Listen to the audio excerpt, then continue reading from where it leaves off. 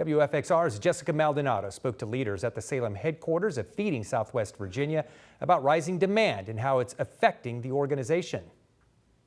At Feeding Southwest Virginia, the mission is to get food to people who need it, but right now that mission is getting more expensive and more urgent. Of the 210 agency partners that we work with to nourish neighbors across Southwest Virginia, more than a quarter are reporting that they're seeing increased need at their respective locations. Rachel Garnett, Director of Marketing and Communications at the Salem headquarters of Feeding Southwest Virginia, says those numbers are only going up, driven by rising rent, food, and fuel costs. She says the price to keep food moving is surging. This time last year, it cost our food bank about $3 to fill up a gallon for all of our fleet vehicles with diesel.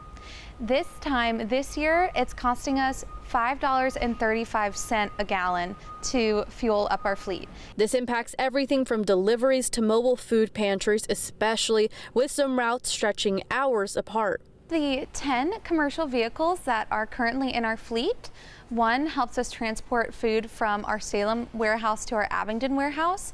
And it's not just fuel. The food bank is also working to close a gap in expected federal shipments. We're still catching up on what we anticipated being about 300,000 pounds of USDA food. To keep shelves stocked, the nonprofit is calling on our community. We are absolutely asking for more donations of food that come straight to the food bank, that we can process here, do not need to be shipped here. Because as costs climb, every dollar spent on gas is a dollar that could be spent on food. Ultimately, the more money our food bank is spending on gas, the more difficult it comes for our daily operations to continue. And that's why we're reaching out to our donors, our partners. In Salem, Jessica Maldonado, WFXR News.